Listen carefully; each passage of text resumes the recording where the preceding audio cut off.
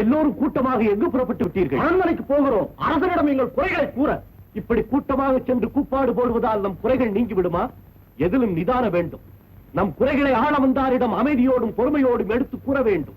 என்னங்க, நாட்டுக்கு சீக்கிரமா நல்லது நடக்க வேண்டும்னு எங்களோட நீங்களும் பாடுபடுறீங்க, அப்புறம் நீங்க நிதானம் வேணும்னு வேற சொல்றீங்க. காரணத்தோடு தான் சொல்லுகிறேன். நம்முடைய கொள்கை என்ன, நாம் எதை சாதிக்க விரும்புகிறோம் என்பதை நம்மில் ஒவ்வொருவரும் நன்றாக புரிந்து கொண்ட பின் தான் கிளர்ச்சி ஆரம்பிக்க வேண்டும். அப்போதுதான் வெற்றி கிடைக்கும். கிடைத்த வெற்றி நிலைத்து நிற்கும்.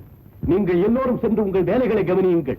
உரிமை போருக்கு சரியாக பக்குவமானதும் நானே தலைமை தாங்கி உங்களை அரண்மனைக்கு அழைத்து செல்லுகிறேன். சென்று வாருங்கள்.